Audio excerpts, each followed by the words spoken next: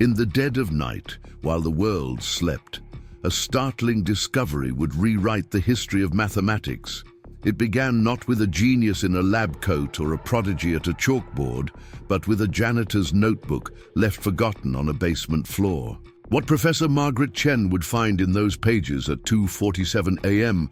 would shake the foundations of Berkeley's mathematics department and launch a revolution that would reach every corner of the academic world.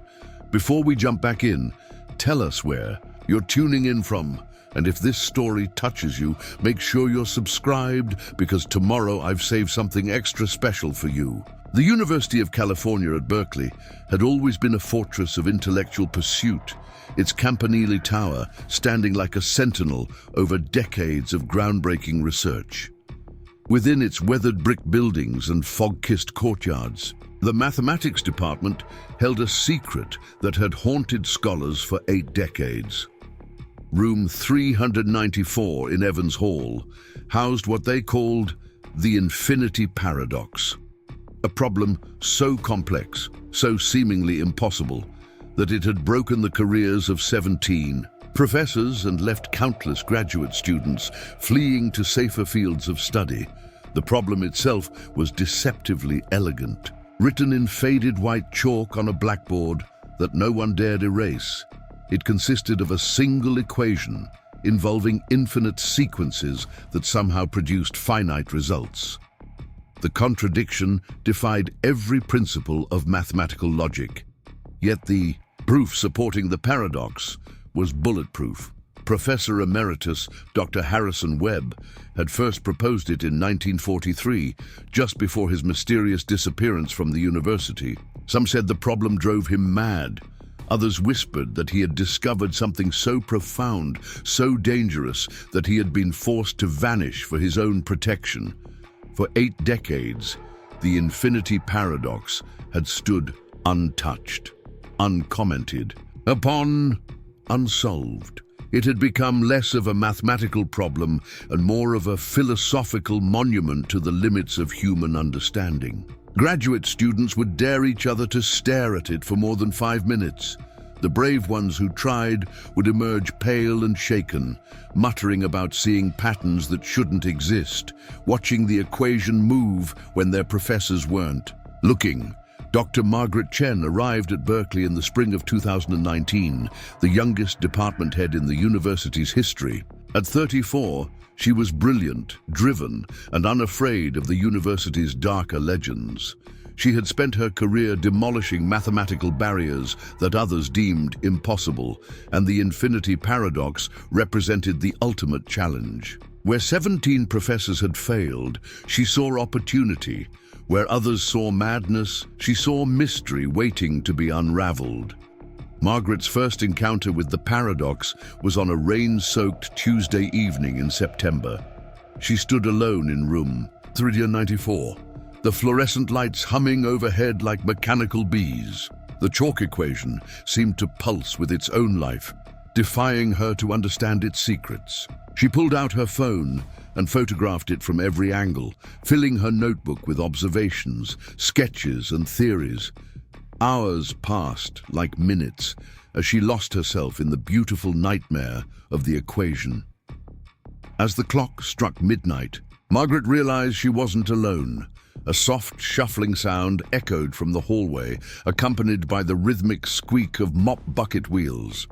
She peered out to see a figure in maintenance coveralls methodically cleaning the floors, moving with practiced efficiency despite the late hour. The janitor appeared to be in his 60s, with silver hair peeking out from beneath a faded baseball cap, bearing the logo of a local hardware store. The man glanced up, noticed Margaret watching, and nodded politely before returning to his work. He moved differently than most people, with a slight limp in his left leg and occasional pauses that suggested chronic pain. Margaret offered a brief smile and retreated back into the room. But something about the encounter stayed with her. Perhaps it was the way his eyes had briefly lingered on the open door to 394, or the subtle change in his expression when he glimpsed the equation beyond. The mysterious janitor, as Margaret came to think of him, became a regular part of her late-night research routine. She learned that his shift typically began at 10 p.m. and lasted until dawn, cleaning the entire mathematics building with methodical precision. He worked alone, moving through the halls like a ghost, leaving behind nothing but gleaming floors and the faint scent of industrial cleaner. She never heard him speak, and he seemed to actively avoid crossing paths with faculty or students. Margaret developed an unspoken understanding with him. She would leave room 394 10 minutes before his scheduled cleaning time, allowing him to work undisturbed. In return, he never questioned her late-night presence or reported her extended stays to the administration. It was a small courtesy, but in the isolated world of late-night research, such gestures meant everything. 3 months into her obsession with the infinity paradox, Margaret noticed something peculiar. The custodial cart always paused a bit longer outside room 394 than any other office. She could hear the janitor's irregular shuffling become even more pronounced when he passed by. Once, she thought she caught him lingering at the doorway, but when she looked up from her notes, he was gone, leaving only the echo of his departure. The mathematics building itself seemed to breathe with a life of its own during those late hours. Built in 1928, it retained the Gothic Revival style, common to academic buildings of its era. Tall, arched windows cast long shadows across polished floors, and steam radiators clanged and hissed like mechanical dragons. The walls were lined with portraits of distinguished professors, their stern faces appearing almost animate in the flickering fluorescent light. The building held decades of accumulated knowledge, failed experiments, and shattered dreams. Margaret's fascination with the infinity paradox grew into something approaching obsession. She filled notebook after notebook with attempted proofs, theoretical frameworks, and wild hypotheses. She corresponded with mathematicians around the world, but none could offer more than polite encouragement or warnings about the problem's notorious reputation. The equation haunted her dreams, appearing in her sleep as an endless spiral of symbols that danced just beyond comprehension. The janitor's true identity remained a mystery. His nameplate read only E. Rodriguez, and the administration files seemed curiously incomplete. Personnel records showed he had been employed by the university for over 20 years, maintained an exemplary work record, and lived in a rent-controlled apartment near the campus. Beyond these bare facts, the man remained an enigma. He never attended social functions, never took sick days, never complained about working conditions. Margaret began to pay closer attention to Rodriguez's routines. She noticed he carried a thermos that smelled of strong black coffee and a lunch bag that seemed to contain the same peanut butter sandwich every night. He wore the same faded maintenance coveralls, kept his keys on a retractable cord clipped to his belt, and possessed a set of master keys that gave him access to every room in the building. His movements suggested military precision, as if his 20-year custodial routine had been choreographed and rehearsed to perfection. The seasons changed around them. Fall gave way to winter, winter melted into spring, and still Margaret wrestled with the paradox while Rodriguez continued his silent vigil of cleanliness.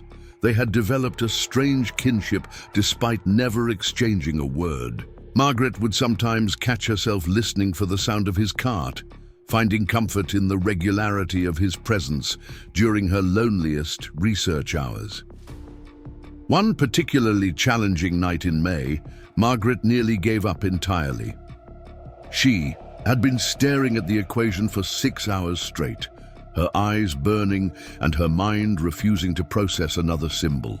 The infinity paradox seemed to mock her efforts, growing more incomprehensible with each passing hour. She slammed her pencil down in frustration, the sharp crack echoing through the empty building like a gunshot. Rodriguez appeared in the doorway, almost immediately, as if he had been waiting for that exact moment. For the first time since their strange acquaintance began, he stepped into the room. His eyes moved to Margaret's tear-stained face, then to the equation on the board, and finally to the scattered papers covering her desk. Without a word, he reached into his coverall pocket and pulled out a small, worn notebook bound in black leather. He hesitated for a moment, as if weighing some enormous decision. Then, with movements that suggested decades of concealed habit, he opened the notebook and pointed to a page covered in cramped handwriting. Margaret gasped. The page contained equations, not elementary arithmetic or simple formulas, but complex, mathematical expressions that demonstrated sophisticated understanding of higher mathematics. At the center of the page was a proof that seemed to address a subset of the infinity paradox. Rodriguez closed the notebook quickly and shoved it back into his pocket. His eyes met Margaret's for a brief moment, and she saw something in them she had never noticed before. Intelligence that burned like a hidden fire, knowledge that had been carefully concealed beneath layers of deliberate invisibility. He backed toward the door, but Margaret found her voice. "Wait," she called softly. "Please." He paused, one hand on the doorframe, his entire body tense as if ready to flee. Preparing and narrating this story took us a lot of time, so if you are enjoying it, subscribe to our channel. It means a lot to us. Now back to the story. Margaret moved slowly, deliberately, holding her hands open to show she meant no threat. "That equation," she whispered. "You understand it, don't you?" Rodriguez looked at her for a long moment, his expression cycling through fear, defiance, and something that might have been longing. When he finally spoke, his voice was gravelly from disuse, but carried the unmistakable cadence of someone who had once commanded lecture halls. "The equation has been waiting for someone who could see beyond the surface," he said in slightly accented English. "Perhaps it's time for that wait to end." The silence that followed was pregnant with possibilities. Outside, a night owl called. Through the campus fog, and the old building settled around them with soft creaks and sighs. Margaret felt as if she stood at the precipice of discovery, not just mathematical but human.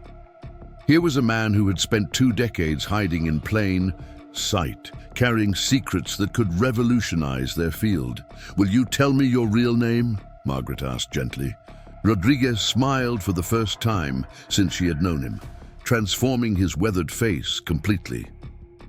"Dr. Eduardo Martinez," he said, "formerly of the Universidad Nacional de Colombia, formerly of MIT, formerly of many places that no longer matter.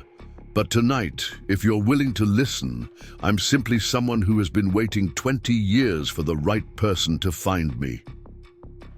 The revelation hung between them like a bridge waiting to be crossed. Margaret realized that her months of solitary struggle with the infinity paradox were about to end, replaced by something far more complex and wonderful. The real mystery hadn't been the equation at all. It had been the man who mopped the floors. Around it, carrying solutions in his pocket while the academic world struggled in ignorance mere feet away. As if responding to some unspoken signal, Rodriguez, Dr. Martinez, walked to the window and gazed out at the fog-shrouded campus. "I suppose you want to know why a former professor of mathematics spends his nights cleaning these halls," said. Margaret nodded, afraid that speaking might break the spell that had brought them to this moment. "It's a long story," Martinez began, his voice growing stronger with each word. "One that begins 30 years ago in Bogota and leads through MIT's corridors to Dr. Harrison Webb himself. But if you truly want to understand the infinity paradox, if you want to learn why 17 professors failed where they expected to succeed, then you must first understand why someone would choose invisibility over recognition, janitor's mop over professor's chalk. The confession began like water breaking through a dam. Dr. Martinez spoke of growing up in poverty in Colombia, of earning a scholarship to study mathematics at MIT, of connecting with the enigmatic Dr. Webb just before his mysterious disappearance. He revealed that Webb had not vanished due to madness, but had been forced to flee after discovering something the mathematical establishment wasn't ready to accept. The infinity paradox was just the beginning, a doorway to mathematical concepts that challenged the very foundations of logic and reality. Martinez had been Webb's secret protege, the only person who truly understood the revolutionary implications of Webb's work.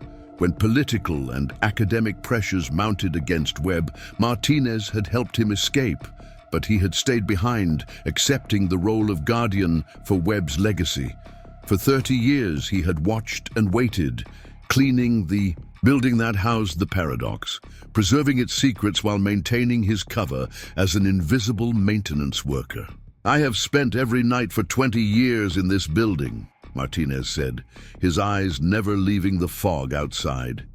Not just cleaning, but thinking, calculating, solving.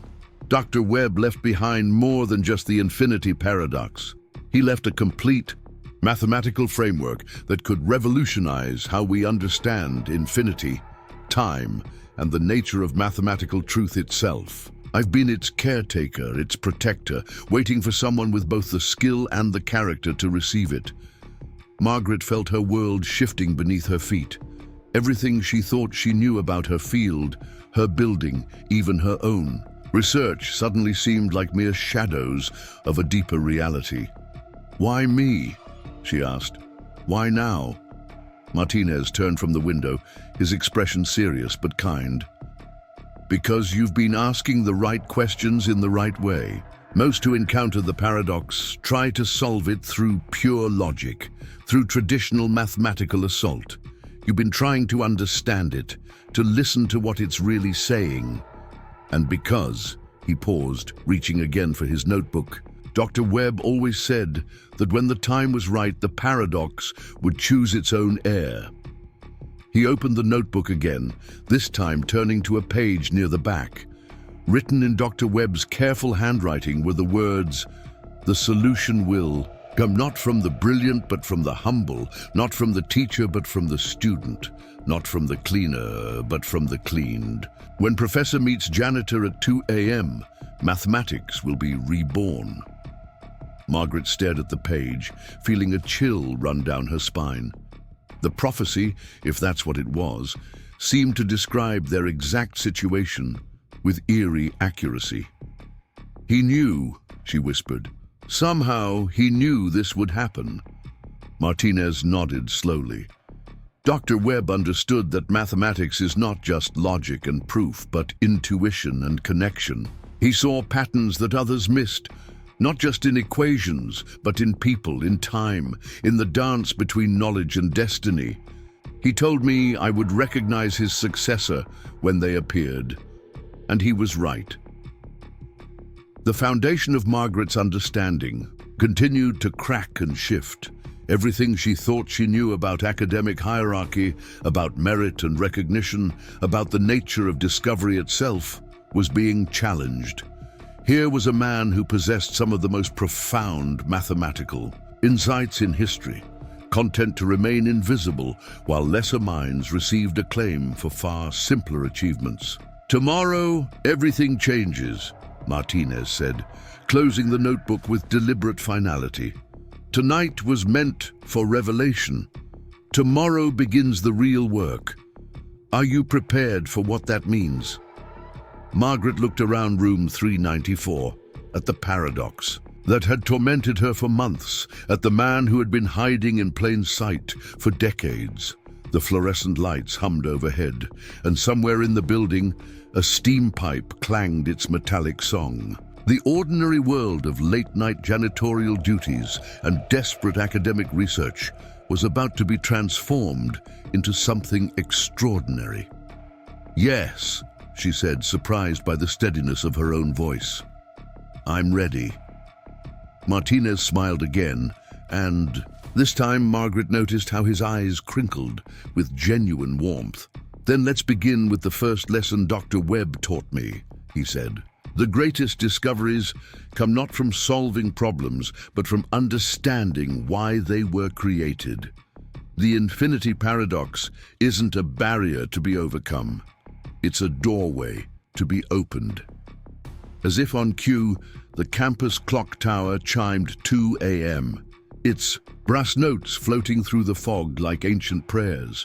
The night had become morning, revelation had become promise, and two souls separated by rank and circumstance had found in their shared passion for mathematical truth a connection that would reshape everything they thought they knew about knowledge, wisdom, and the hidden brilliance that walks among us in humble disguise. The University of California at Berkeley held its breath around them, waiting to see what dawn would bring.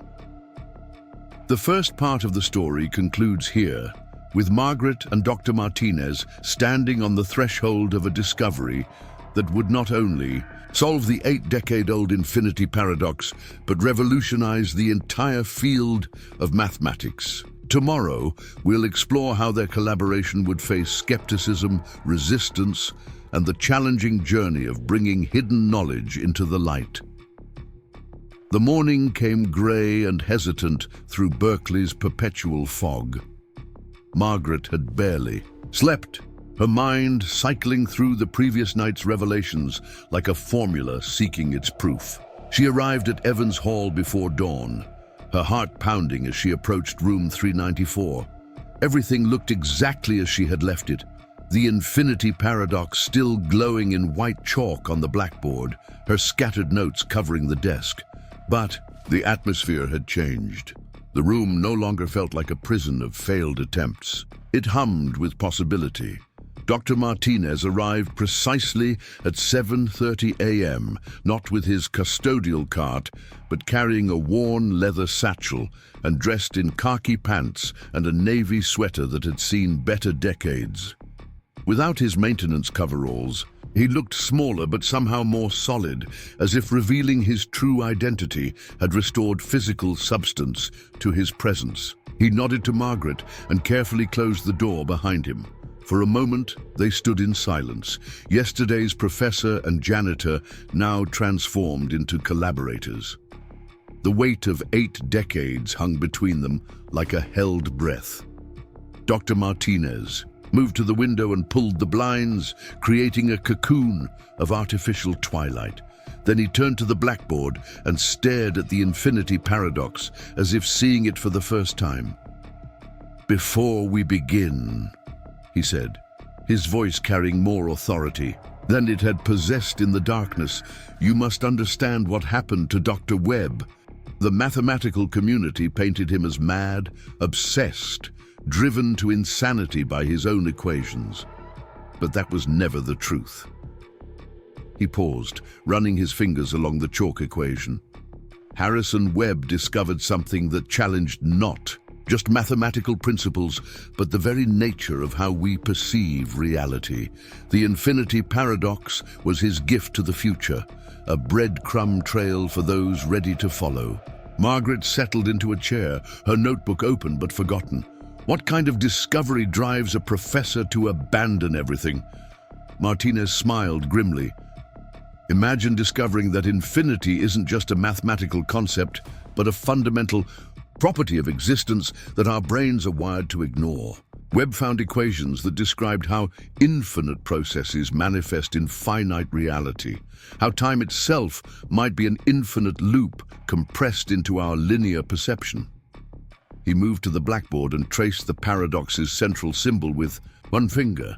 This equation doesn't just describe mathematical relationships, it maps the structure of time.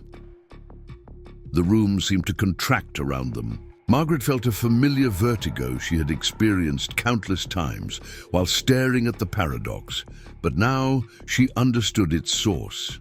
She wasn't just looking at symbols, she was glimpsing through a crack in reality's facade.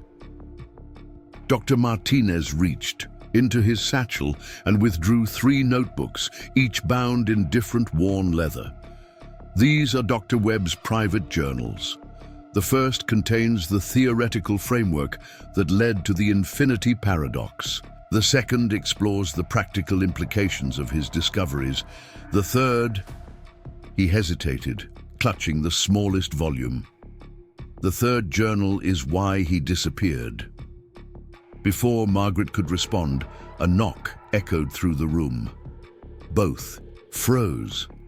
Faculty meetings wouldn't begin for another hour, and the building was typically empty at this time. Martinez quickly tucked the journals back into his satchel while Margaret moved to the door. She opened it to find Dr. James Norstein, the department's senior professor and a man known for his rigid adherence to mathematical orthodoxy. His eyes moved between Margaret and Martinez with unconcealed suspicion. "Margaret," Norstein said, his tone carefully neutral. "I was surprised to see lights in 394 so early. And Mr. Rodriguez, isn't this outside your usual shift?" Martinez stepped forward slightly, his shoulders rounded in the deferential posture he had perfected over 20 years. "Dr. Chen asked me to check the ventilation system. The room has been feeling stuffy during her late-night research sessions." Norstein's gaze lingered on them both. How accommodating. "Margaret, I'd like a word about your research focus. The department has been discussing your apparent fixation with the Webb paradox. Some colleagues feel your time might be better spent on more practical pursuits." Margaret felt heat rise in her cheeks. The paradox represents one of the most significant unsolved problems in mathematics. Surely understanding it... "Understanding takes many forms," Norstein interrupted. "Sometimes the wisest course is accepting certain limitations. Dr. Webb's fate should serve as a cautionary tale." His eyes flicked toward Martinez again. "I trust you'll keep our conversation in mind. Warte." After Norstein left, a heavy silence settled over the room. Margaret realized that their collaboration would face scrutiny from the very beginning. Martinez moved to the window and peered through the blinds. "He's watching," he said quietly. "Dr. Norstein has always been suspicious of anyone who shows too much interest in the paradox.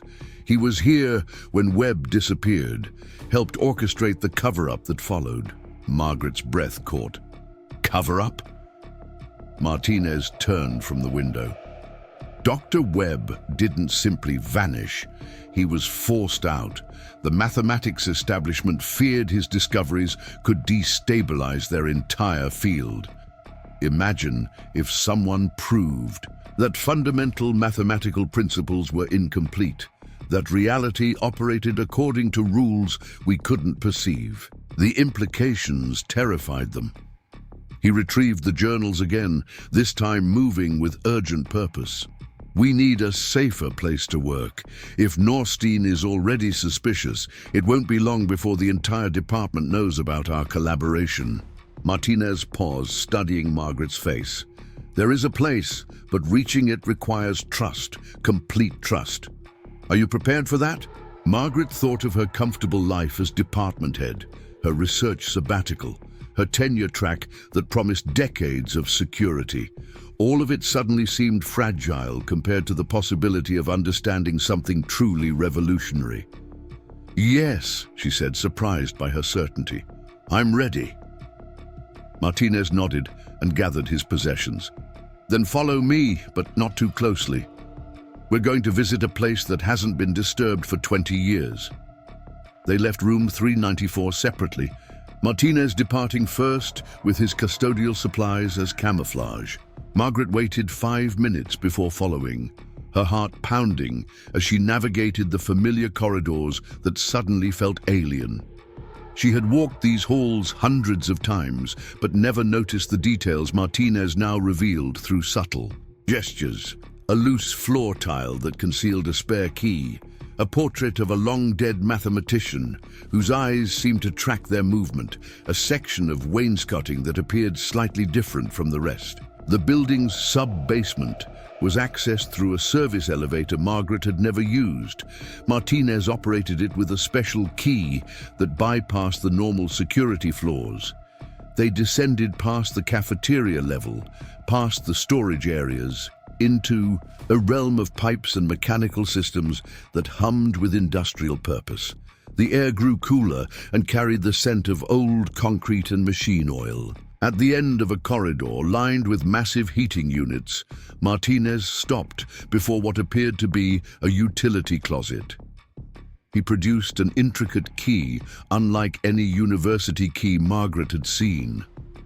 The lock turned with surprising smoothness, revealing not a closet, but a narrow staircase descending into darkness. "After you," Martinez said, producing a heavy flashlight. The staircase was cut directly into bedrock, its walls showing tool marks from construction that predated the current building. They descended in silence, their footsteps echoing strangely in the confined space. Margaret counted 63 steps before they reached a metal door marked with faded radiation symbols and warnings in multiple languages.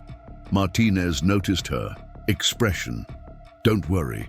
The symbols are just camouflage." Dr. Webb had a peculiar sense of humor.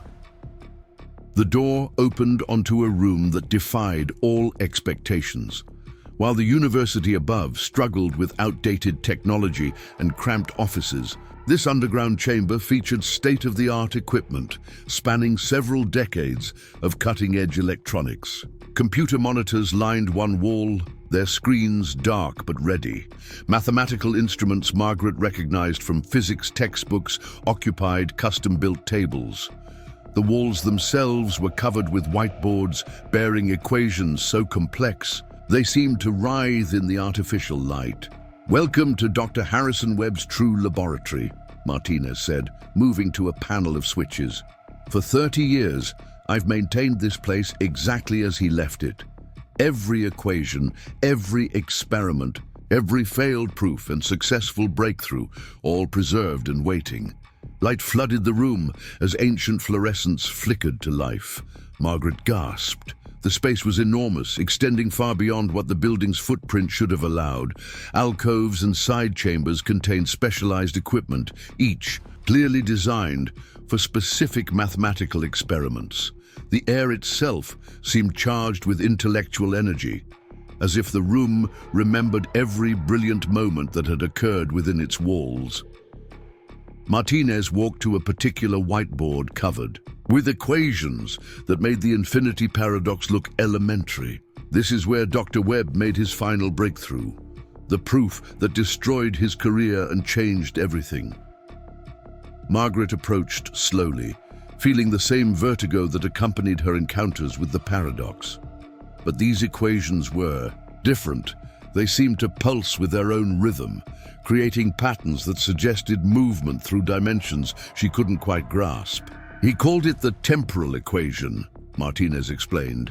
"It describes how mathematical truths exist independently of time, how certain proofs must be discovered in the correct sequence for reality to maintain coherence." Dr. Webb realized that some mathematical discoveries are dangerous, not because they're wrong, but because they're right at the wrong time. Margaret traced one symbol with her finger, careful not to touch the board. How can a mathematical proof be dangerous? Martinez moved to a computer terminal and began entering commands.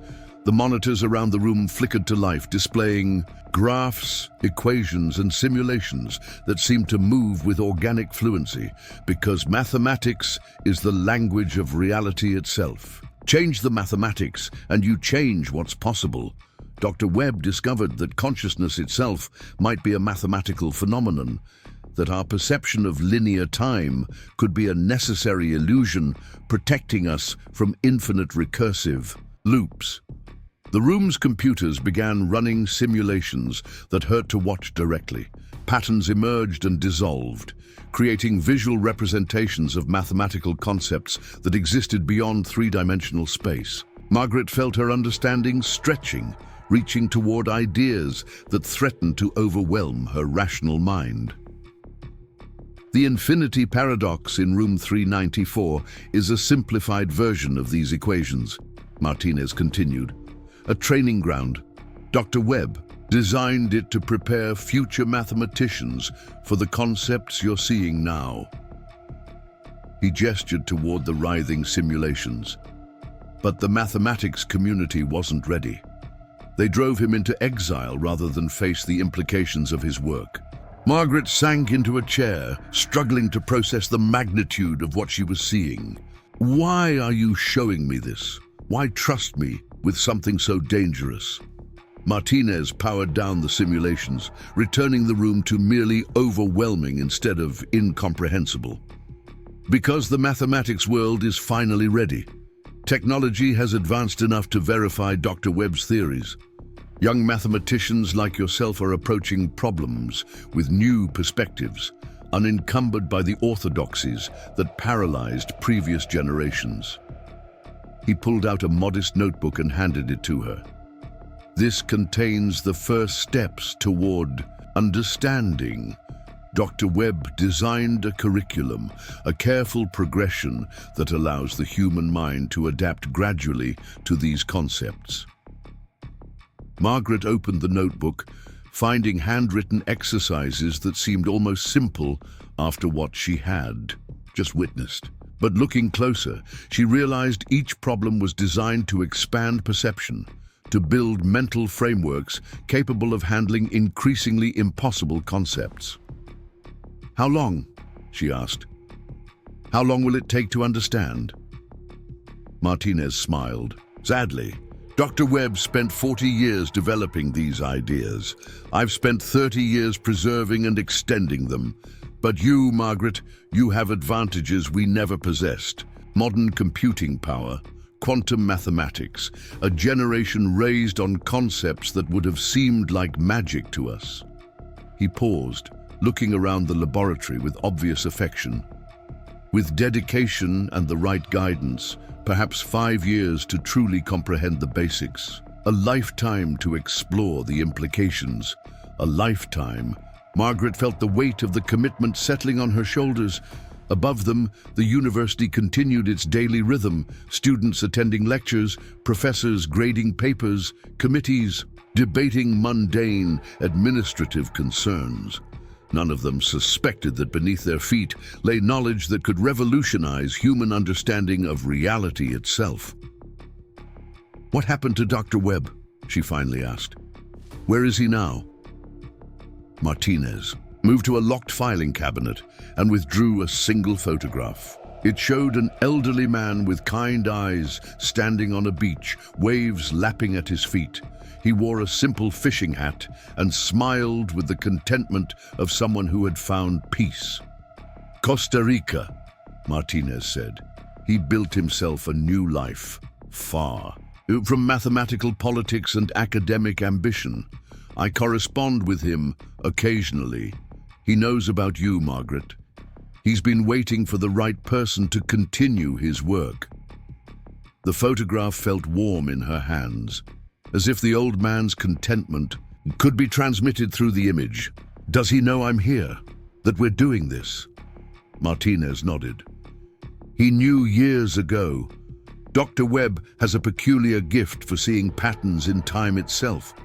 He predicted that a young woman with an Eastern surname and a passion for impossible problems would discover the truth exactly 30 years after his exile. He smiled at Margaret's expression. The man who mapped the mathematics of time occasionally enjoys proving that his equations work. A soft chime echoed through the laboratory, and Martinez checked his watch. "The building above will be filling with people soon. We should return before our absence becomes obvious." He began powering down equipment with practiced efficiency. "Take Dr. Webb's notebook. Study the first 5 exercises, but don't attempt the 6th until we meet again. These concepts must be absorbed gradually, or they can cause disorientation." As they prepared to leave, Margaret took one last look around the laboratory. So much knowledge, so much revolutionary potential hidden beneath the very institution that should have celebrated it. The irony felt almost unbearable. They ascended in silence, each lost in their own thoughts. As they reached the building's normal levels, Martinez transformed back into Eduardo Rodriguez, the janitor, his shoulders rounding, his pace becoming the familiar shuffle Margaret had observed for months. The transformation was so complete, she almost doubted the laboratory's existence. "Tonight," Martinez whispered as they approached room 394. "Meet me here tonight, and we'll begin your true education." Margaret returned to her office in a daze, Dr. Webb's notebook tucked securely in her briefcase. The familiar surroundings, her degrees on the wall, her comfortable chair, her stack of ungraded papers, all seemed changed. She was living in two realities now: the conventional world of academic mathematics and the hidden realm of impossible truths. She opened Webb's notebook and studied the first exercise. It appeared deceptively simple. Prove that the whole can be smaller than its parts. Below the problem, a note in Webb's handwriting: "This is not a paradox. This is an observation about the nature of mathematical truth. Do not solve with logic, solve with vision." Margaret smiled despite her confusion. After months of battering herself against the infinity paradox, the idea of approaching mathematics with vision instead of logic felt like permission to breathe. She pulled out a fresh sheet of paper and began. By afternoon, she had completed the first 3 exercises. Each solution had required abandoning traditional mathematical approaches and instead developing new ways of conceptualizing infinity, space, and definition. She felt her mind stretching, adapting, preparing for something beyond current mathematical language. A knock on her door interrupted her work. Dr. Norstein entered without invitation, his expression stern. "Margaret, I've been thinking about our conversation this morning. I'm concerned about your research direction, and specifically about your association with Mr. Rodriguez." He settled into the chair across from her desk, uninvited. "The maintenance staff should remain separate from faculty. It creates complications." Margaret kept her expression neutral. "Mr. Rodriguez was helping with a ventilation issue, nothing more." Norstein leaned forward. "The university has procedures for such matters. I'm assigning you a research assistant, someone more appropriate to your position. Dr. Susan Park has experience with alternative mathematics and could provide valuable perspective on your work." The suggestion felt like a trap. Margaret knew Dr. Park by reputation, brilliant but thoroughly orthodox, someone who would immediately recognize and report any deviation from accepted mathematical principles. "That's generous," Margaret replied carefully, "but I prefer working independently." Norstein's smile was thin. "I'm afraid it's not a suggestion. The department feels you need guidance. Dr. Park will begin Monday." He stood to leave, then paused. "Margaret, there are some doors that should remain closed. Dr. Webb learned that lesson too late. Don't repeat his mistakes." After Norstein left, Margaret stared at Webb's notebook with new urgency. The administration was already moving to control her research, to surround her with observers who would ensure she remained within conventional boundaries. The window for understanding Webb's true legacy might be narrower than she had imagined. She decided to risk attempting the 4th exercise. Describe a number that exists between 1 and 1. The problem seemed nonsensical until she remembered the afternoon's lesson about approaching mathematics with vision rather than logic.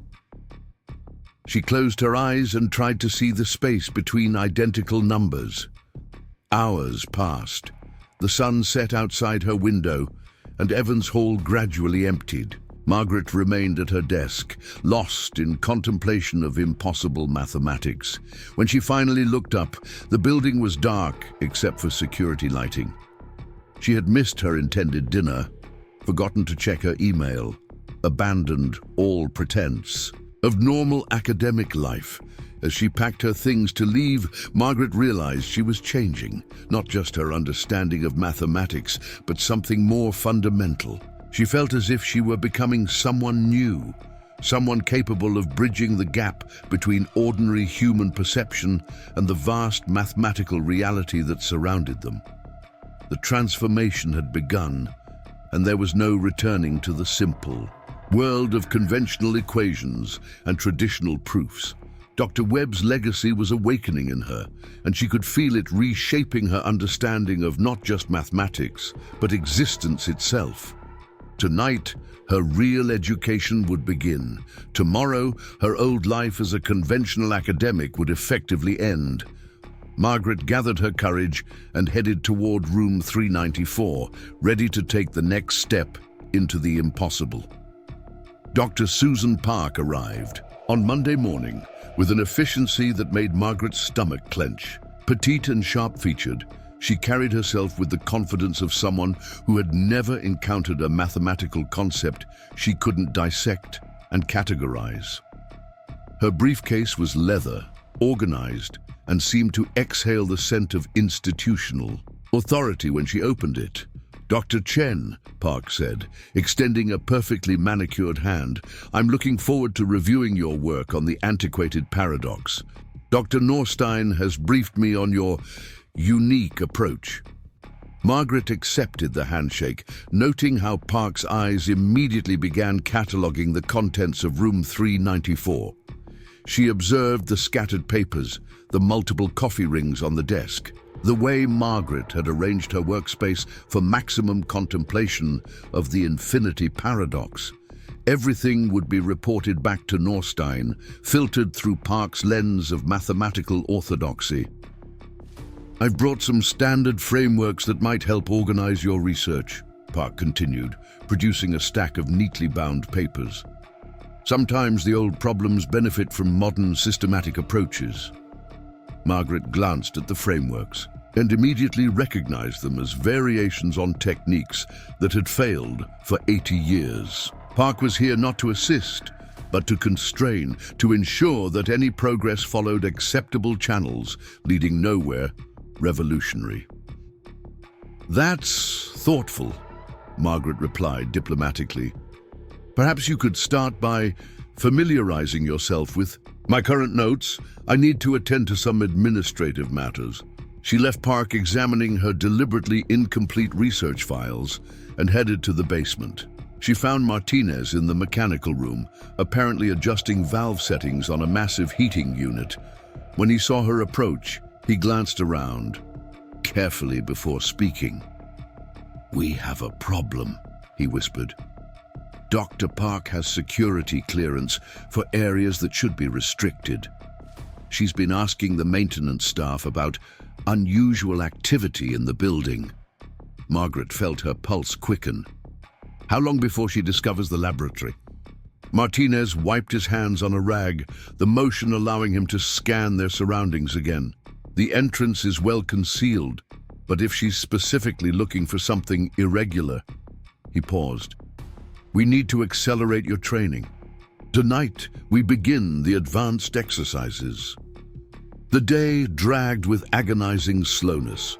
Park peppered Margaret with questions that seemed casual, but probed for any deviation from standard mathematical thinking. She commented on Margaret's unusual notation style, questioned the purpose of certain calculations, and twice accidentally disrupted Margaret's concentration while she worked on Webb's exercises.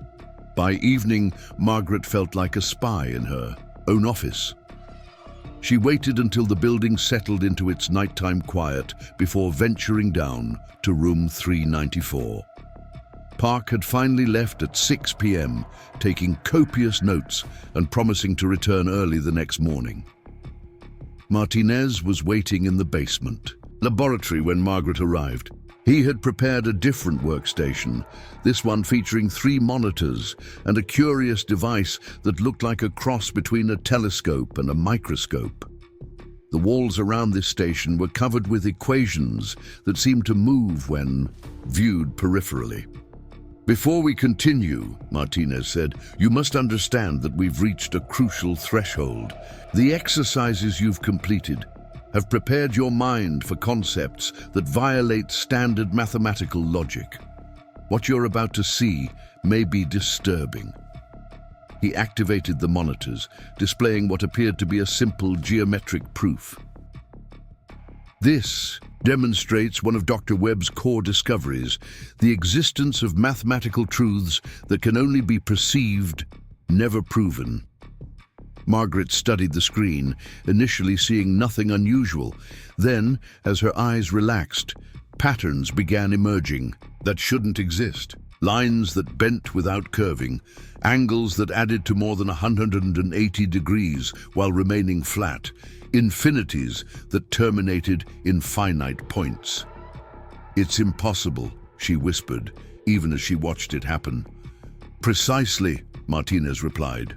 Webb realized that impossibility itself is a mathematical property, not merely a limitation of human understanding. Some truths can only be grasped by minds that have learned to see beyond logical constraints. The device beside the monitors began to hum with electronic harmony. Martinez made adjustments that seemed more intuitive than technical. "This is Dr. Webb's perceptual amplifier. It doesn't show you new mathematics so much as reveal mathematical structures that exist beyond normal human perception."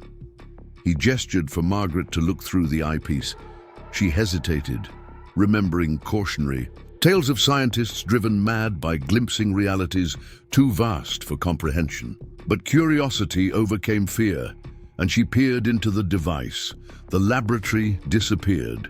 Margaret found herself suspended in a space that wasn't quite darkness and wasn't quite light. Mathematical equations floated around her like living creatures, their symbols shifting and evolving as she watched. She could see the infinity paradox not as chalk marks on a blackboard, but as a dimensional structure that folded space-time around itself. More disturbing was her growing awareness that the equations were aware of her. They responded to her attention, rearranging themselves to communicate concepts beyond language. She understood, with direct knowing rather than logical deduction, that mathematics was not humanity's creation, but rather humanity's discovery of patterns that existed independently of observers. "How long?" she gasped, pulling away from the eyepiece. "Temporal perception becomes unreliable," Martinez said gently. "You were there for approximately 6 minutes. 6 minutes that felt like hours or possibly years." Margaret slumped into a chair, her mind reeling with implications she couldn't quite grasp. She had touched something vast, and it had touched her in return. Dr. Webb spent 14 years developing the perceptual amplifier, Martinez continued. He realized that certain mathematical truths required new forms of consciousness to apprehend them. The device doesn't just show you mathematics, it temporarily evolves your cognitive structure. Margaret rubbed her eyes, still seeing faint traceries of impossible equations. What did he discover with this? What was worth 30 years of exile? Martinez powered down the device carefully, as if it were a sleeping animal that might awaken unpredictably. He discovered that reality as we experience it is a mathematical simulation run by consciousness itself. The universe isn't made of matter and energy, but of recursive mathematical equations that create the illusion of physical existence. He paused, watching Margaret's reaction, and he discovered that the simulation has bugs, glitches in reality's code that appear as paradoxes when examined mathematically. The weight of the revelation settled on Margaret like a heavy coat. If Webb was correct, everything she thought she knew about existence was fundamentally mistaken. Mathematics wasn't just a language for describing reality, it was the source code of reality itself. "The infinity paradox," she said slowly. "It's a bug report." Martinez smiled proudly. "Exactly. Dr. Webb designed it as a way to identify minds capable of seeing beyond the simulation's facade. Every mathematician who examined it experienced cognitive dissonance because they were confronting evidence that their entire reality was constructed." Above them, the building creaked as night winds pressed against ancient bricks. Margaret imagined Dr. Park in her tidy apartment, preparing notes about mathematical irregularities she had observed. The contrast between Park's rigid categorization and the fluid reality Martinez described felt sharper than knife blade. "How many others know?" Margaret asked. "Besides Dr. Webb and myself, perhaps a dozen mathematicians worldwide have glimpsed portions of the truth," Martinez replied. "They're scattered across different universities, different cultures. Dr. Webb has been slowly identifying and connecting them, building a network of minds capable of handling revolutionary mathematics." He showed Margaret a photograph, a group of people standing outside what appeared to be a small conference center. Their faces displayed an unusual quality, the relaxed alertness of individuals who had seen beyond normal reality but weren't frightened by the experience. "We meet occasionally," Martinez explained. "Never all together, never officially. Just informal gatherings of people who share certain unusual perspectives on mathematical reality." He pointed to a woman in the photograph, Dr. Yuki Tanaka from Kyoto University. She's developed techniques for visualizing 11-dimensional mathematics. And this is Professor Marcus Thompson from Cambridge, who proved that prime numbers exist in quantum superposition until observed. Margaret studied the faces, noting their calm confidence. These weren't mad scientists driven to extremes by impossible discoveries. They were people who had found peace in embracing mathematical truths beyond normal comprehension. "When can I meet them?" she asked. Martinez checked his watch. "Sooner than you might think. Dr. Webb has called for an emergency gathering. He believes the time for secrecy is ending." Before Margaret could respond, a soft alarm chimed through the laboratory. Martinez moved quickly to a security monitor, his expression darkening as he observed the screen. "We have a visitor," he said grimly. The monitor showed Dr. Norstein entering the building through a side entrance, using a keycard that shouldn't have granted him access at this hour. He moved with purpose rather than casual observation, heading directly toward the elevators. "He knows," Margaret whispered. "How could he know?" Martinez's fingers flew across a keyboard, initiating what appeared to be emergency protocols. Hidden motors hummed to life, and several of the laboratory's most sensitive equipment pieces began retracting into concealed compartments. "Dr. Norstein has been watching for 40 years, Martinez said. "He was one of the professors who helped orchestrate Dr. Webb's exile. The department has always maintained informal surveillance on anything related to Webb's work." The monitor showed Norstein reaching room 394. He entered using a master key and began systematically searching Margaret's workspace. Even from the grainy security footage, his anger was visible as he discovered the incomplete notes she had deliberately left for Park to find. "He's looking for evidence of Webb's mathematical framework," Martinez continued, his hands never pausing in their urgent preparations. "The university administration fears that completing Webb's work could destabilize not just mathematics, but the entire academic power structure." Margaret watched Norstein photographing her papers with a mixture of anger and fear. Her life's work was being violated, her research appropriated by someone determined to suppress rather than understand. "What do we do?" she asked. Martinez completed his emergency preparations and turned to face her. "We accelerate everything. Dr. Webb never intended for revelations to come this slowly, but circumstances forced our hand." He handed her a small device that resembled a modified smartphone. "This contains compressed data on Webb's complete mathematical framework, everything he discovered, everything we've learned. If something happens to me or this laboratory, you'll need this to continue. The work." The device felt heavier than its physical weight suggested. Margaret realized she was holding decades of revolutionary mathematics, insights that could change humanity's understanding of reality itself. "There's a cafe on Telegraph Avenue called the Quantum Bean," Martinez said, moving toward a hidden panel in the wall. "If we're separated, meet Dr. Webb's contact there. Ask for a drink that exists in superposition. They'll know what that means." Strange banging sounds echoed through the laboratory's sound system. Someone trying to access the basement levels. Norstein had apparently summoned assistance. "Go!" Martinez urged, opening what appeared to be a maintenance tunnel. "This leads to the engineering building. Dr. Webb had multiple escape routes planned." Margaret hesitated, reluctant to abandon Martinez after everything he had shared. "What about you? What about the laboratory?" Martinez smiled with genuine warmth. "The laboratory has served its purpose. Dr. Webb always knew this day would come. The knowledge is preserved in multiple locations, in multiple forms. What matters now is ensuring that the right people continue developing his work." Security lights flashed red in the tunnel, and Martinez began activating additional emergency protocols. "Remember," he called after her, "mathematics is not what we create, but what we discover. Dr. Webb's equations aren't revolutionary because they're new. They're revolutionary because they're true."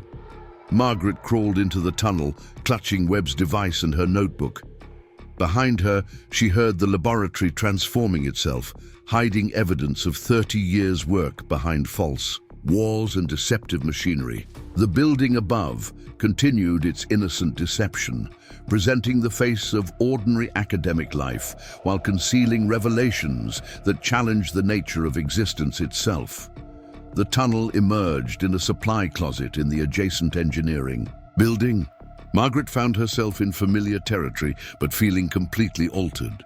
Everything she thought she knew about mathematics, reality, and her own life had been overturned in a matter of days. She made her way across campus, avoiding the main pathways where security cameras might record her passage.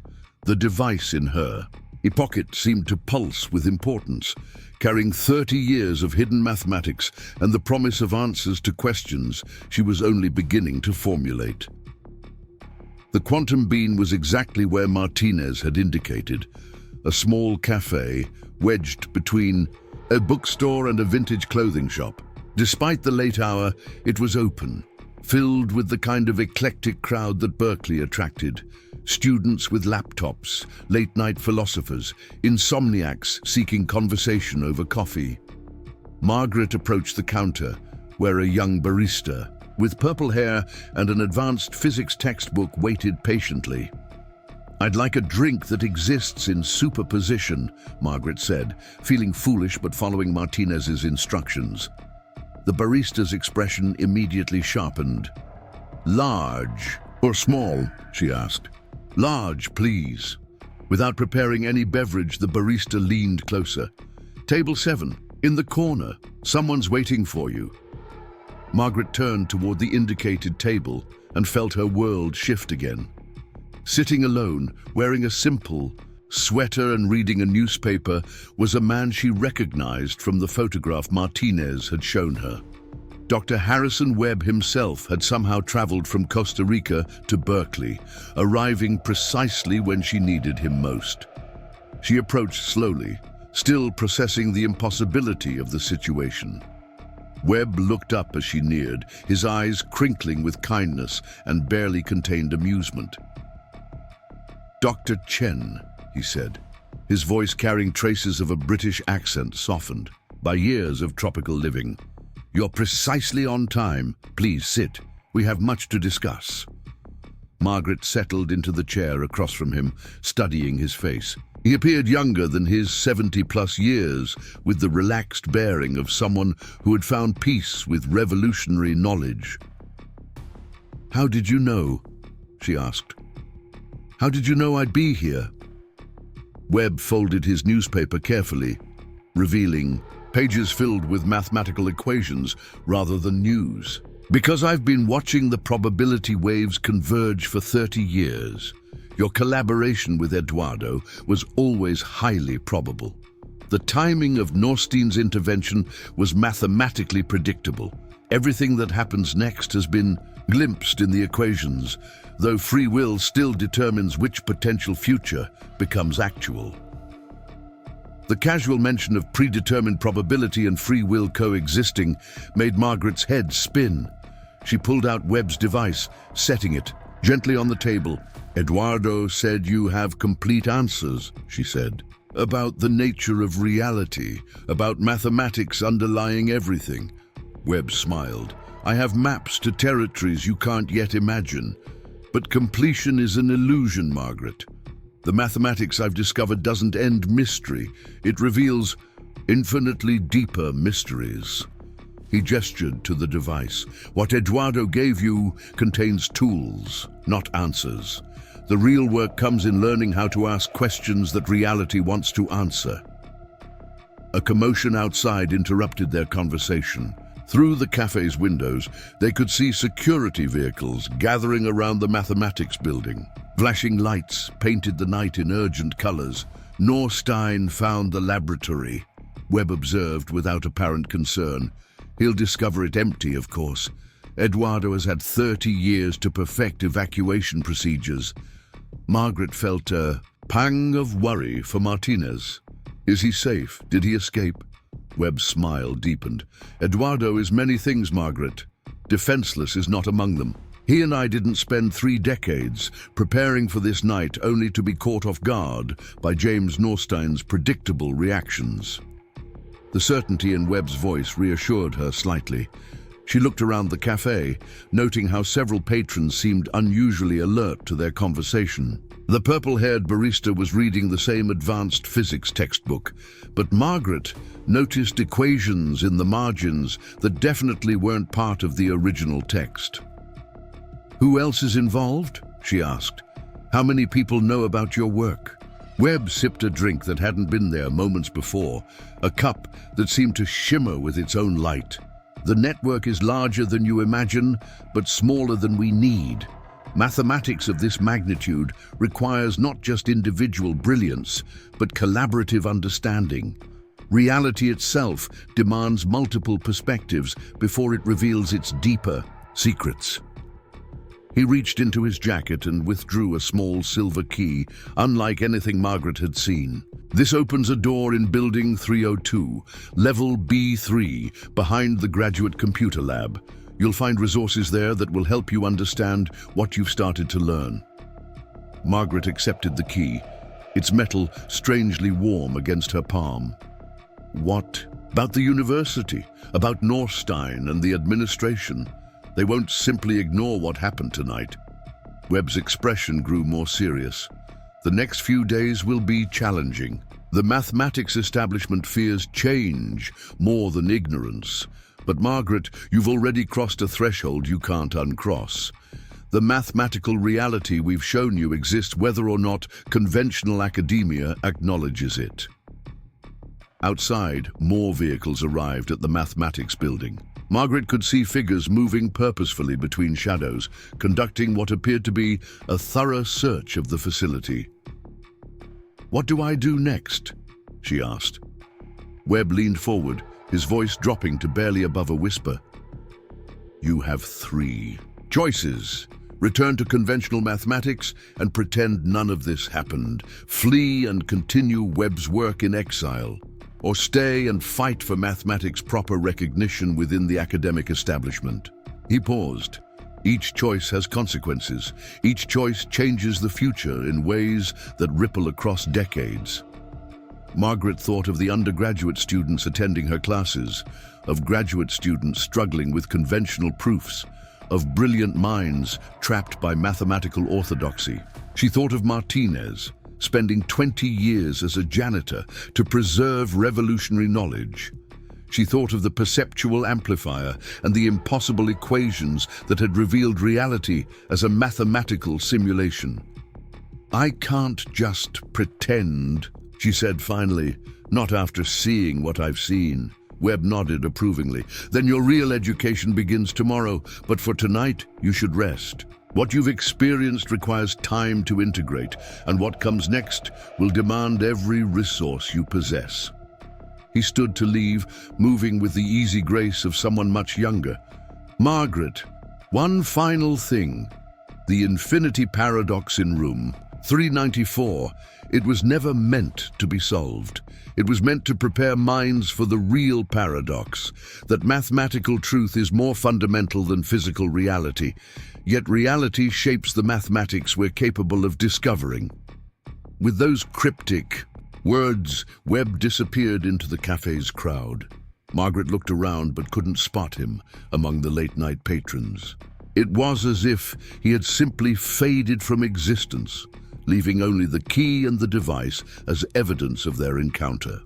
The security activity across campus had reached fever pitch. Margaret decided to leave the quantum bean through the back exit, avoiding the main streets where university security might recognize her. She made her way home through Berkeley's sleeping neighborhoods, her mind churning with equations and implications and promises of transformation that felt both terrifying and exhilarating. In her apartment, Margaret set Webb's device on her desk next to his notebook. Tomorrow, she would need to face Dr. Park's questions and Norstein's suspicions. She would need to decide how much truth to reveal and how much to conceal. She would need to find the courage to revolutionize mathematics or the wisdom to disappear before the establishment destroyed her career and possibly her life. But tonight, she simply sat by her window, watching the fog roll in from the bay and thinking about mathematical simulations and infinite paradoxes and the strange comfort that came from knowing that reality was far more mysterious and beautiful than any conventional equation had ever suggested. The revolution in mathematics had begun, and there was no returning to the simple world of normal proofs and ordinary theorems. Margaret Chen had become something more than a conventional professor, something less than a complete rebel, something entirely new, a mathematician on the threshold of rewriting the fundamental laws of existence itself. The morning came too soon and not soon enough. Margaret Chen sat at her kitchen table, watching steam rise from her untouched coffee as she contemplated the weight of Dr. Webb's silver key in her palm. Outside her window, Berkeley was awakening to what appeared to be an ordinary Tuesday. Students shuffling to early classes with backpacks and bicycles. Professors grading papers in coffee shops. The machinery of academic life grinding forward as it had for generations. None of them suspected that last night had changed everything. Her phone displayed 17 missed calls from the university. News vans had gathered outside Evans Hall, their satellite dishes raised like antennae seeking truth among the static of official denials. The headline on her news app read, "Gas leak forces evacuation at UC Berkeley Mathematics Department." The story mentioned routine safety inspections and temporary relocations. Nothing about midnight raids or hidden laboratories or revolutionary mathematics that threatened the foundations of reality itself. Margaret laughed, a sound edged with hysteria, a gas leak. Norstein had managed to spin the discovery of Webb's underground laboratory into a simple infrastructure problem. The mathematics establishment was already working to contain the damage, to maintain the fiction that nothing unusual had occurred. She dressed carefully, choosing professional clothing that would project authority despite the chaos in her mind. Today would require performance, playing the role of a concerned faculty member caught off guard by unexpected building problems rather than a revolutionary mathematician who had glimpsed the computational nature of existence itself. The university campus buzzed with unusual energy as Margaret arrived. Students clustered around barriers that cordoned off Evans Hall, taking selfies with the news crews and inventing wild theories about what had really happened. She overheard fragments of conversation that made her stomach clench. Explosion in the basement. Toxic chemicals. Professor under investigation. The truth, as always, was stranger than any speculation. Dr. Susan Park intercepted her before she could reach the temporary mathematics offices established in the library basement.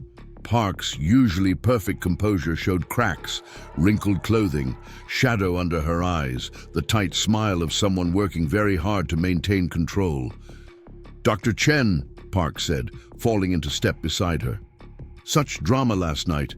I understand. There were concerns about structural integrity in your research area. I hope none of your work was damaged." The question probed deeper than its surface suggests. Margaret recognized the careful phrasing, the way Park's eyes searched for tells and inconsistencies. "I haven't been able to assess the situation yet," Margaret replied smoothly. "The authorities are still investigating." Park nodded sympathetically, but her hand moved to her briefcase with possessive tension.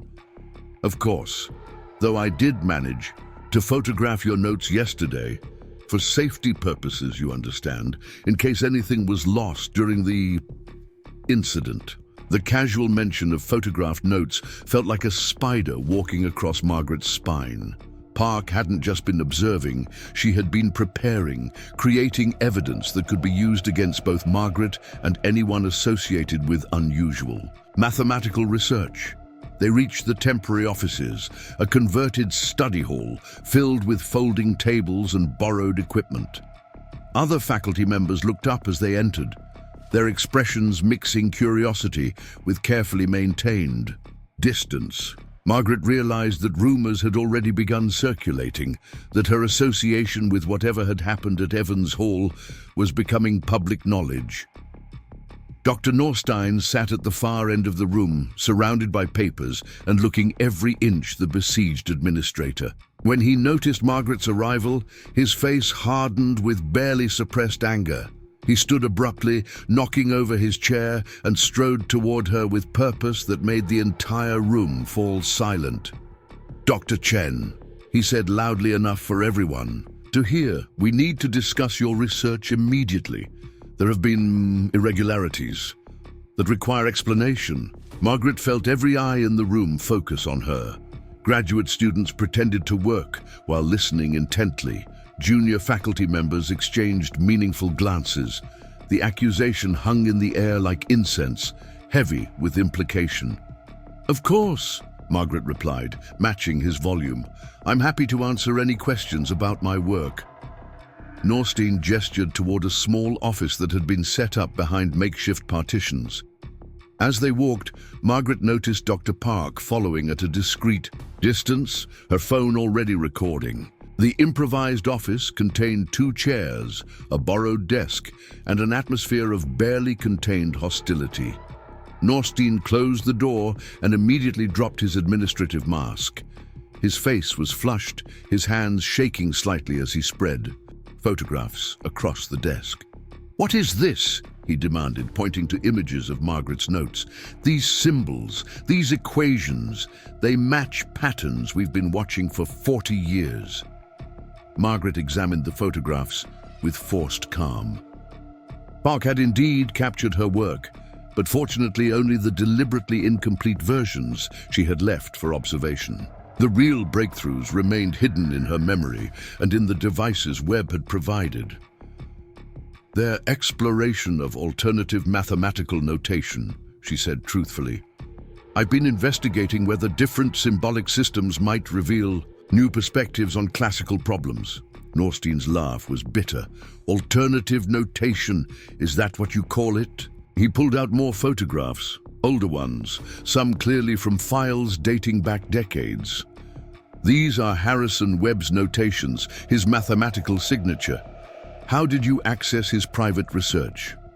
The question revealed more than Norstein intended. He had been monitoring Webb's work, tracking anyone who showed interest in the infinity paradox, waiting for someone to make contact with the exiled mathematician. Margaret realized that the entire mathematics department had been under surveillance, that careers had been shaped by the hidden politics surrounding Webb's discoveries. "I've never seen Dr.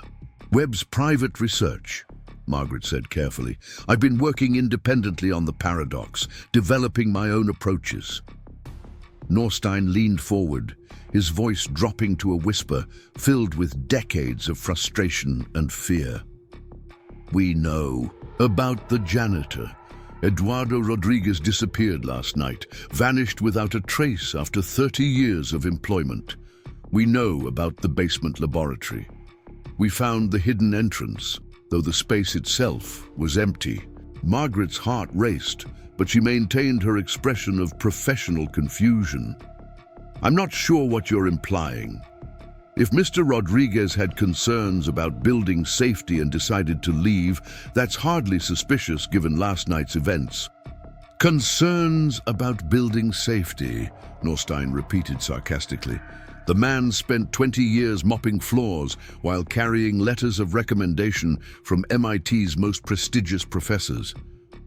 Eduardo Rodriguez wasn't just a janitor, Dr. Chen.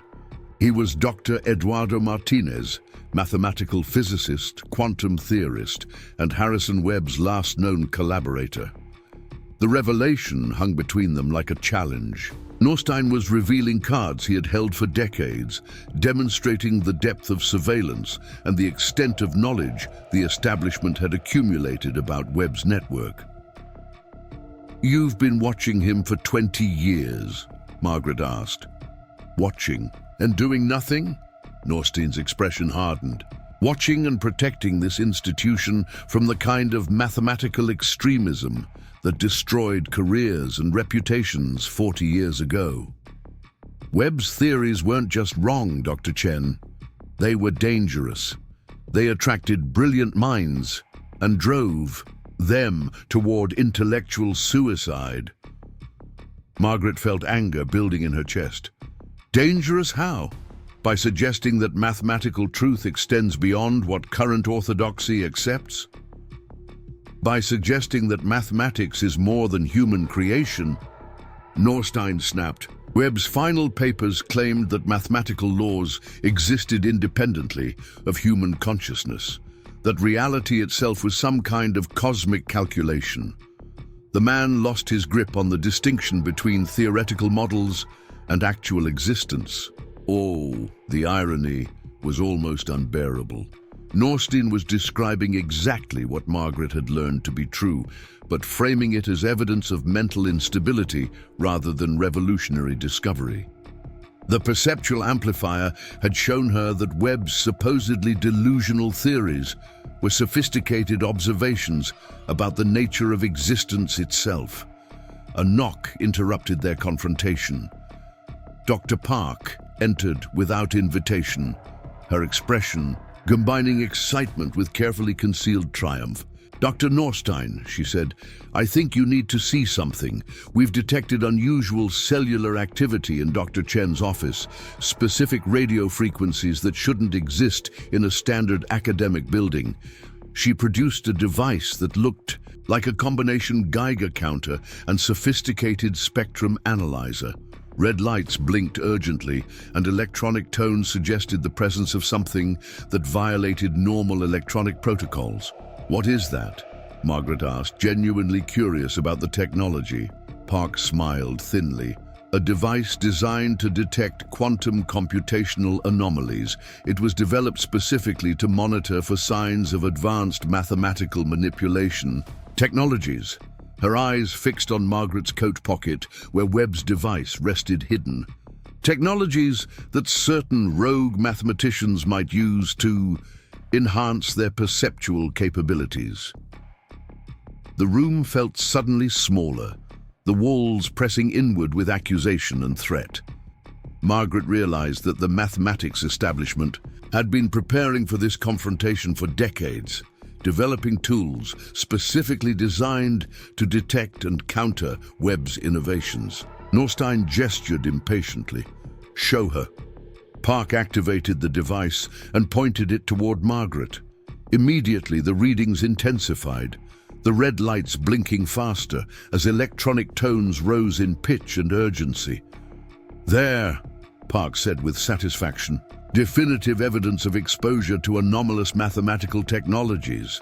Dr. Chen, what are you carrying that generates quantum computational signatures? Margaret's mind raced through possible responses. Denial would be useless given the device's obvious functionality. Admission would confirm Norstein's suspicions and likely result in immediate confiscation of Webb's gifts. The moment balanced on a knife's edge, requiring decision that would shape everything that followed. Before she could respond, all the lights in the room flickered. Electronic devices throughout the building emitted brief squeals of interference.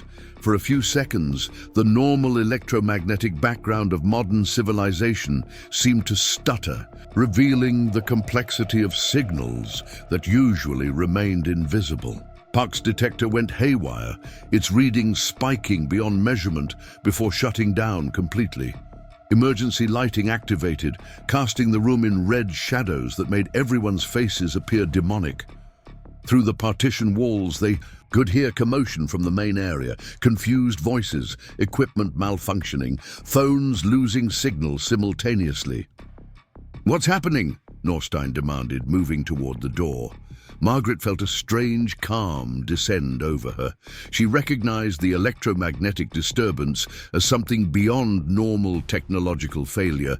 This was intentional, coordinated, a demonstration of capabilities that made Norstein's surveillance devices seem primitive by comparison. The lights stabilized, returning the room to normal fluorescent sterility. But the moment of disruption had changed everything. Park's detector remained dead, its screens dark and unresponsive. Through her pocket, Margaret felt Webb's device pulse gently, not with malfunction, but with confirmation. "Interesting," a voice said from the doorway. "It seems your detection equipment isn't as sophisticated as you believed." Everyone turned to see Dr. Eduardo Martinez standing in the entrance, but he wasn't the hunched janitor Margaret had known for months. He stood straight, wearing a well-tailored suit, emanating an authority that filled the room. His transformation was so complete that for a moment, nobody recognized him. "Eduardo?" Norstein whispered, his face pale with recognition. Martinez smiled, the expression carrying 30 years of patient satisfaction. "Hello, James. Did you really think I would simply vanish without saying goodbye?" The years seemed to fall away from both men. Margaret realized she was witnessing a reunion between former colleagues, old enemies whose conflict had shaped decades of academic politics. "You can't be here," Norstein said, his voice barely controlled. "There are security protocols that assume your security systems function normally," Martinez interrupted. "Dr. Webb sends his regards, by the way. He's quite pleased with how everything has developed." Park, who had been frantically trying to restart her device, looked up with fear, replacing her earlier confidence. "How did you get past building security? The electromagnetic pulse that could have damaged essential equipment university-wide." Martinez laughed, a sound that contained both joy and edge. "Dr. Park, you've spent so much time studying conventional mathematics that you've forgotten its limitations. What you experienced wasn't an electromagnetic pulse in any standard sense. It was a demonstration of mathematical principles that don't appear in any textbook you've read." He walked into the room with casual confidence, moving like someone completely comfortable in enemy territory. Margaret noticed that normal electronics, lights, computers, even Park's dead detector, seemed to function perfectly around him despite their recent disruption.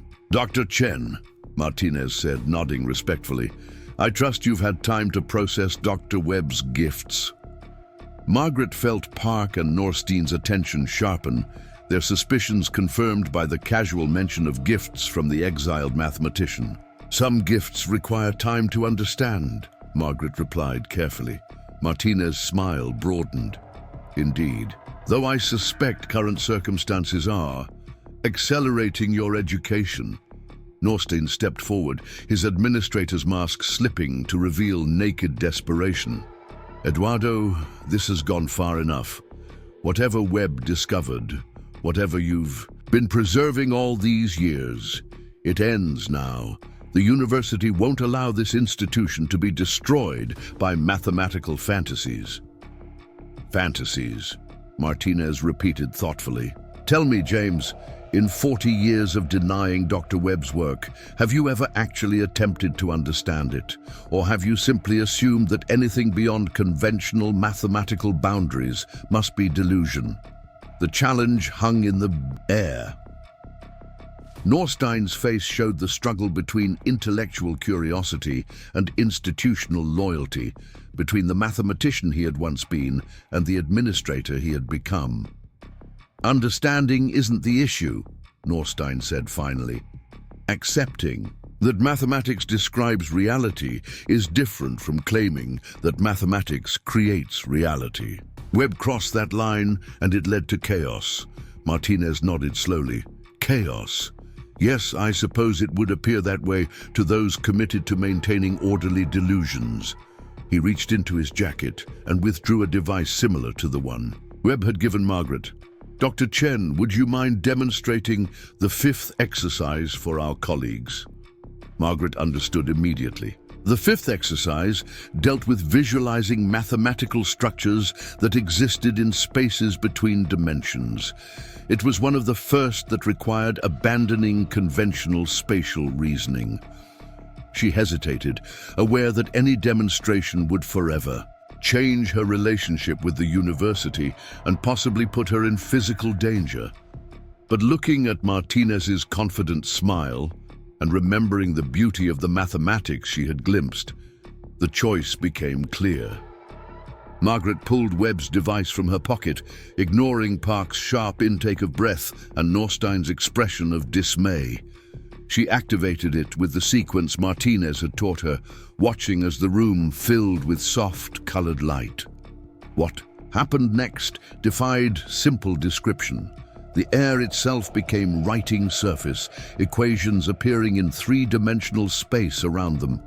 Mathematical relationships that should have required years of graduate study became immediately visible and comprehensible. The fundamental structure of calculus, the deeper patterns of the infinity paradox itself, unfolded around them like a living textbook written in light. Park stepped backward, her hand raised protectively in front of her face. "This isn't possible," she whispered. But Norstein stood transfixed, his expression cycling through fear, wonder, and finally, a kind of hungry recognition. He reached out tentatively toward one of the floating equations, his fingers passing through projections that responded to his touch with ripples of mathematical transformation. "Dear God," he breathed, "it's real, it's all real." The demonstration lasted only minutes before Margaret deactivated the device. But those minutes had fundamentally altered the dynamics in the room. The mathematics establishment's representatives had seen undeniable proof that Webb's theories weren't delusions, but descriptions of capabilities that transcended normal human limitations. Silence stretched between them, fraught with implications.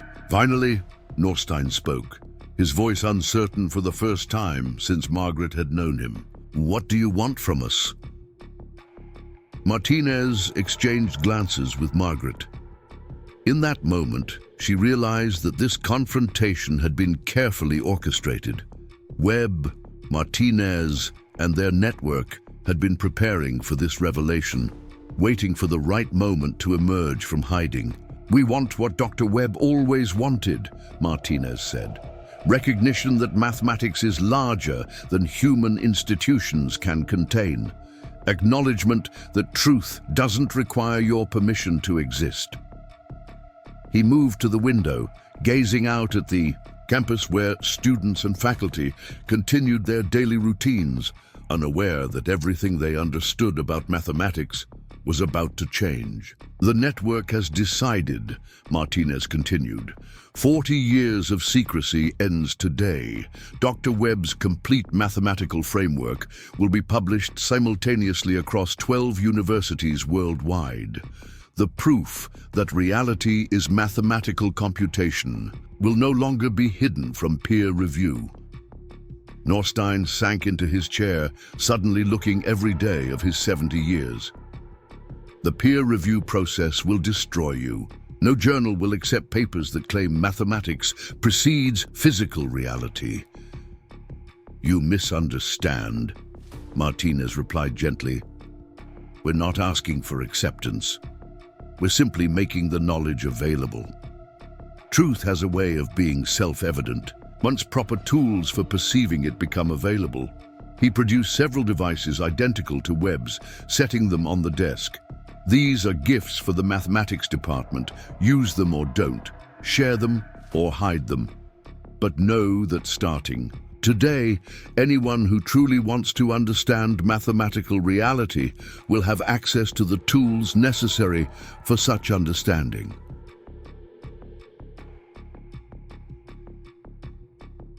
Margaret realized she was witnessing something unprecedented, a scientific revolution being handed directly to its opposition, offered freely rather than fought for.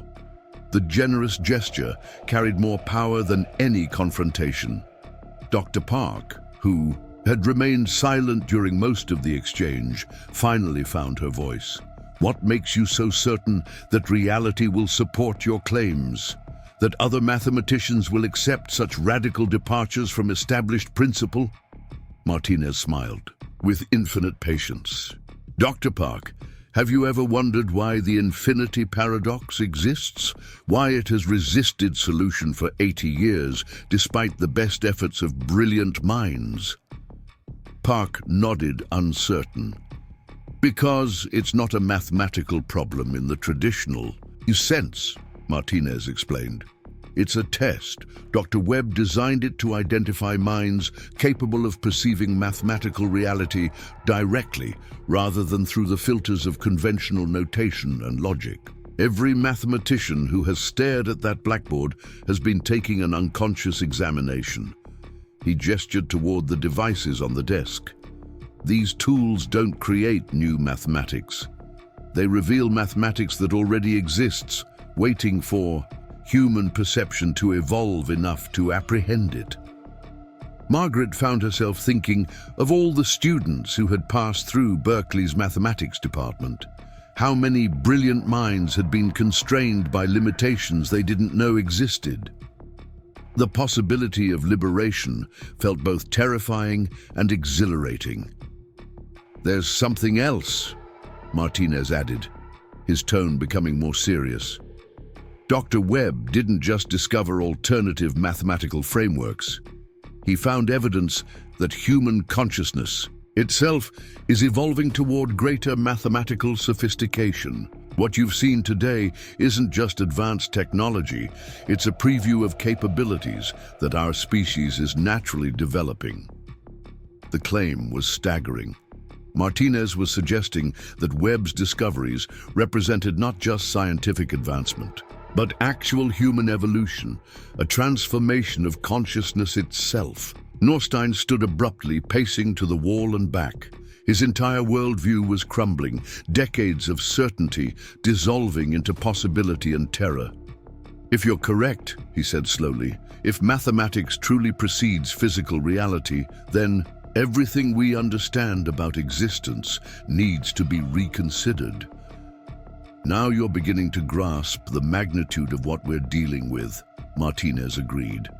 This isn't just about mathematical notation or alternative problem-solving approaches. This is about recognizing that consciousness and mathematics are fundamentally linked, that advancing one necessarily advances the other. The door burst open suddenly, interrupting their philosophical exchange. Campus security officers entered, followed by administrators Margaret didn't recognize, and individuals whose plain clothing and serious expressions suggested federal interest. Dr. Martinez, the lead security officer said, hand resting on his radio, you're going to need to come with us. Martinez smiled calmly, showing no surprise at the arrival of authority. Of course. Though I should mention that Dr. Webb anticipated this moment as well. He pulled out his phone and pressed a single button. Throughout Berkeley's campus, every computer screen simultaneously displayed the same message. The mathematics of reality will no longer be hidden. Full documentation available at the Future Eyes Already Mathematical Org. The campus wireless network carried the signal beyond university boundaries, reaching smartphones, laptops, and tablets across the Bay Area and beyond. Within minutes, the message would be shared thousands of times, copied, archived, and distributed through channels no authority could control. Containment is no longer possible, Martinez said peacefully. Dr. Webb's complete research is now public. Every equation, every proof, every philosophical implication, the tools for verification are freely available. Margaret watched the authorities exchange urgent glances, realizing they were confronting a fait accompli. The secret they had spent decades protecting was suddenly exposed to the entire world. One of the federal agents stepped forward. "Dr. Martinez, you're under arrest for violation of classified research protocols and unauthorized distribution of sensitive technological information." Martinez offered his hands for cuffing, still smiling. "I understand. Though you might want to check your own electronic devices. I believe you'll find them displaying some interesting new information." Indeed, the agent's phones and tablets were showing complex equations instead of normal interfaces. The mathematical revelation was spreading through every connected device, transforming screens into windows onto deeper reality. As they led Martinez away, he called back to Margaret. "Dr. Chen, remember what Dr. Webb told you about choices? The future of mathematics, and perhaps humanity itself, depends on what happens in the next few days." The room fell silent after his departure. Margaret, Norstein, and Park stood surrounded by Webb's devices, facing decisions that would reshape their careers and possibly their entire understanding of existence. Margaret picked up one of the devices, feeling its warm weight in her palm. Around her, alarms were sounding throughout the building. Outside, she could hear commotion as the entire university community began encountering mathematical equations on every screen they touched. "What do we do now?" Park asked, her earlier composure completely shattered. Norstein looked at the devices, then at Margaret. For the first time since she had known him, his expression showed genuine humility. "I think," he said slowly, "we learn. The old world of mathematics, with its boundaries, orthodoxies, and careful limitation, was ending. What emerged would depend on choices made by people suddenly faced with evidence that reality was fundamentally stranger, more beautiful, and more mathematical than any textbook had dared suggest." Margaret activated the device in her hand, watching, as the room filled once again with living equations. This time, Norstein and Park didn't retreat. They stepped forward, reaching out to touch mathematical relationships that responded to human consciousness with unprecedented intimacy. The revolution that had begun 30 years earlier with Harrison Webb's exile was finally reaching its completion.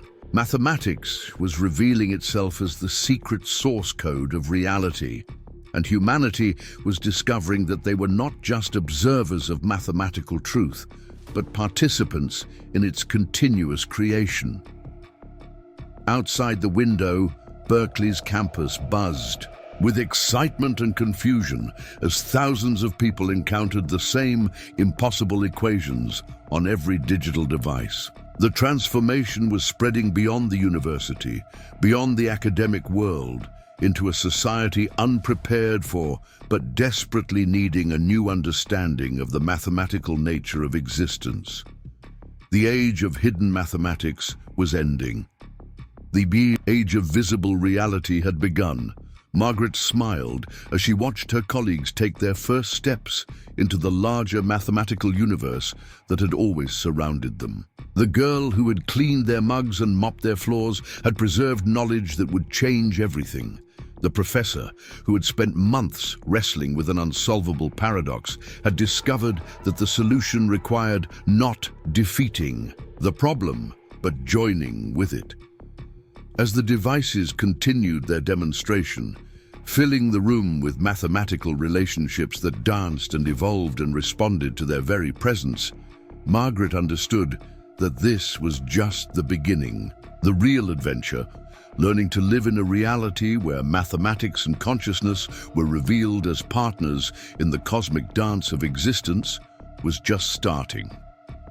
The story that had begun with a janitor's notebook found at 2 a.m. was ending, with the dawn of a new era for human understanding. Mathematics was no longer hidden, reality was no longer opaque, and the future had become a space where any equation, any proof, any impossible truth could find its home in the infinite mathematical cosmos that had always been waiting for humanity to discover its true nature. The transformation was complete. Mathematics had revealed itself as the language of existence itself, and humanity had accepted the invitation to join the conversation. Up next, you've got 2 more standout stories right on your screen. If this one hit the mark, you won't want to pass these up. Just click and check them out.